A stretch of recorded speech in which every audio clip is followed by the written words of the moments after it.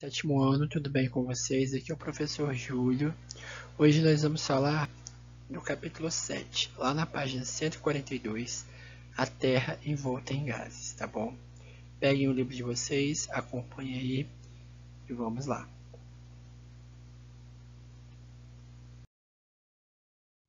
Nós vamos começar a falar sobre o ar. O que vem a ser o ar? O ar ele é um componente da natureza. Assim como diversos outros materiais, ele é uma matéria, né? Logo, ele vai ter massa e ocupar um lugar no espaço, porque nós já vimos isso, que tudo aquilo que é matéria tem massa e ocupa o lugar no espaço. Aí nós vemos um menino empinando um papagaio, uma pipa, né? E para ele fazer isso, o que tem que acontecer? Tem que ter a interação do ar, do vento aí, né?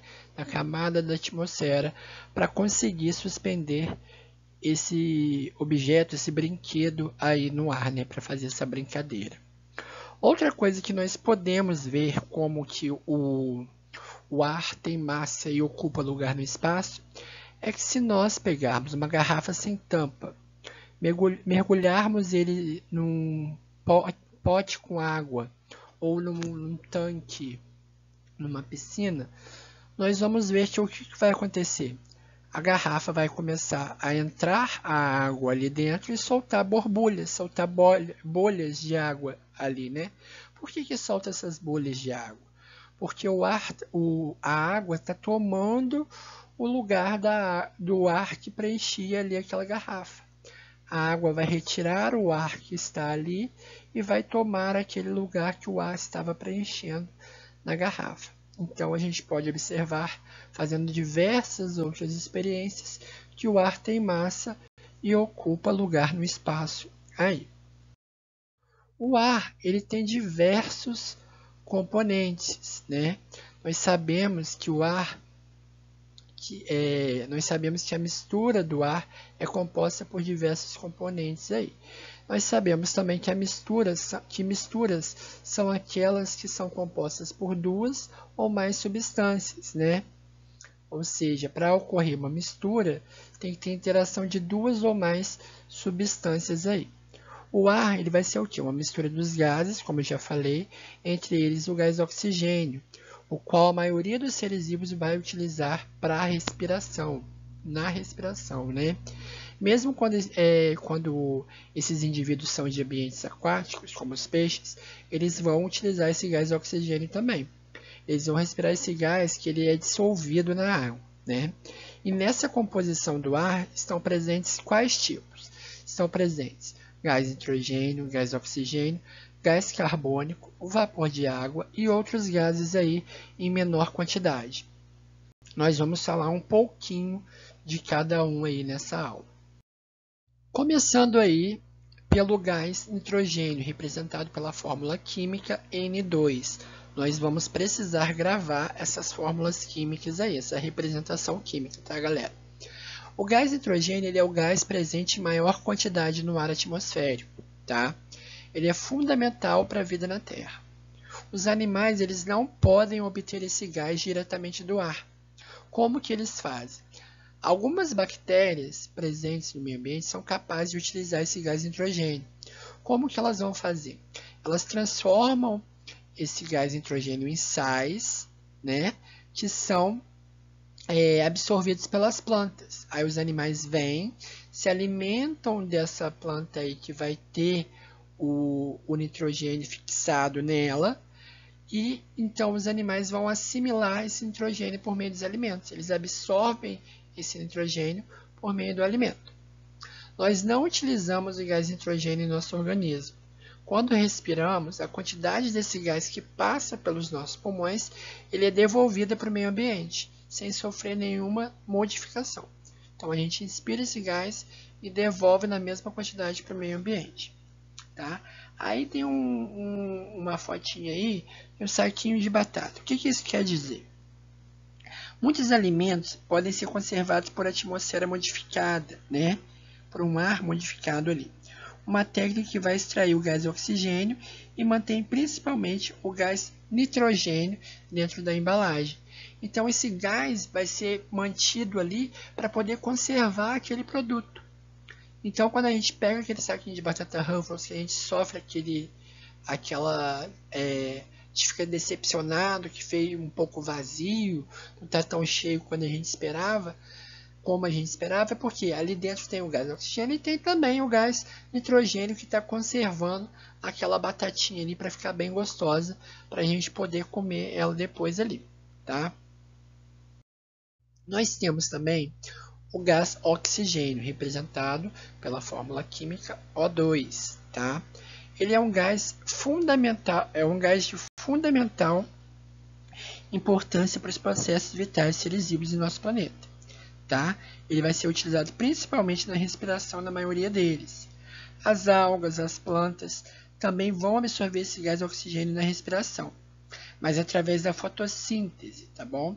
Eles vão fazer o que? Eles vão liberar esse gás, possibilitando a sua renovação contínua no ambiente. A maior parte desse gás vai ser utilizado pelos seres vivos em reações químicas, o que vai fazer o quê? Que eles produzam energia, mantendo seus sistemas vitais aí, né? Então, os animais e as plantas, eles absorvem o oxigênio, né? E vão liberar esse dióxido de carbono, vão liberar carbono. Isso aí no processo da fotossíntese. Aí a planta ela vai fazer o quê? Ela cria o oxigênio através da fotossíntese e vão liberar o oxigênio aí de novo para o meio ambiente. Aí os animais vêm, absorvem esse oxigênio, eliminam em forma de gás carbônico, dióxido de carbono, as plantas captam esse dióxido e transformam em oxigênio, e assim por diante. Esse é o ciclo do oxigênio aí, tá bom? Vamos dar continuidade. Temos o gás carbônico, tá? O gás carbônico, ele também pode ser chamado de dióxido de carbono. Esse gás ele vai estar presente na composição do ar em proporção muito pequena, mas ele é imprescindível, ou seja, ele é totalmente necessário para a vida no planeta. Ele vai ser utilizado pelas plantas, algas e alguns tipos de bactérias no processo da fotossíntese, tá? Eles podem ser utilizados na respiração, porque os seres vivos eles vão liberar o gás carbônico para o meio ambiente. Já vou explicar ali naquele esqueminha que está ali na imagem. Outros processos também vão liberar o gás carbônico. Por exemplo, a combustão, que é a queima de materiais como madeira, gasolina e álcool, e também a decomposição de matéria orgânica. Dessa forma, a gente pode deduzir o quê? Que o gás carbônico faz parte das misturas de gases que compõem o ar. Vamos entender um pouquinho das imagens. Olha ali, a gente falou que ele é liberado na respiração, né? Então, como ele é liberado na respiração? Eu tenho uma planta fazendo a fotossíntese. Quando acontece a absorção de luz do sol, a planta fez a fotossíntese, ela liberou o quê? O oxigênio. Os animais, seres vivos, o ser humano, por exemplo, ali, ele vai inspirar, ele respirou aquele oxigênio, levou aqueles oxigênio para suas células e ele vai devolver para o ar, para o meio ambiente, em forma de quê? De dióxido de carbono. Então, a planta pega esse dióxido de carbono mais a luz solar e transforma em oxigênio. E começa um ciclo totalmente novo, começa novamente ali. Pega o oxigênio do ar, respira, inspira o oxigênio e expira dióxido de carbono, né? Olha o exemplo da imagem de baixo. Eu inspirei, né? Trouxe para dentro do meu organismo o ar com oxigênio, a inalação, e eu vou expirar, exalar, vou mandar para fora o ar com CO2, com gás carbônico. Aí eu tenho outro processo ali também que pode liberar gás carbônico, que é a combustão, a queima. Tem um outro processo que libera gás carbônico, a decomposição. O exemplo de decomposição da maçã libera esse gás aí, que é um gás carbônico. Lembrando que esse gás é importantíssimo para manter a temperatura do planeta, mas quando emitido em muita quantidade, pode agravar, acelerando o que a gente chama de aquecimento global aí. Mas isso a gente vai falar mais para frente, Vamos dar continuidade dos gases que compõem o ar aí. Olha só, falando ainda sobre os gases e a respiração, vamos dar uma olhadinha nesse gráfico aí. Nesse gráfico a gente pode observar o que? A composição dos gases que inalamos e exalamos. Lembrando que os gases que inalamos são aqueles que vêm para dentro do meu organismo. E o que exalamos vai ser aquele que eu vou expirar, vou mandar para fora do meu organismo aí. Compare o ar inspirado, que são as colunas verdes, com o ar expirado, que são as colunas laranjas aí, né? E veja a quantidade de gás veja que a quantidade de gás oxigênio vai diminuir na expiração. Contudo, ele é totalmente consumido pelo nosso organismo. A quantidade de gás carbônico, que a inspiração é muito baixa, é maior no gás expirado. E a quantidade de gás nitrogênio não se altera. Então, vamos fazer o comparativo aí. Ó. O gás nitrogênio, a mesma quantidade que eu vou inspirar, eu vou expirar, né? Então, tudo aquilo que eu trouxe para o meu organismo, eu vou devolver para o meio ambiente. O gás oxigênio, eu inspirei determinada quantidade, só que as minhas células elas vão utilizar aquele gás oxigênio ali.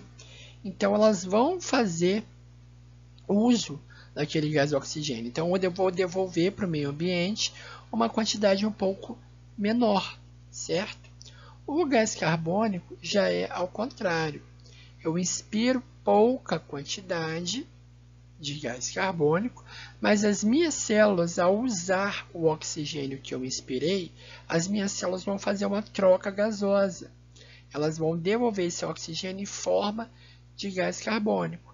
Então, eu inspirei pouco gás carbônico, mas eu devolvo para o meio ambiente uma quantidade maior de gás carbônico, porque houve a troca de gás oxigênio para gás carbônico aí. O vapor de água, H2O, né? Fórmula química aí.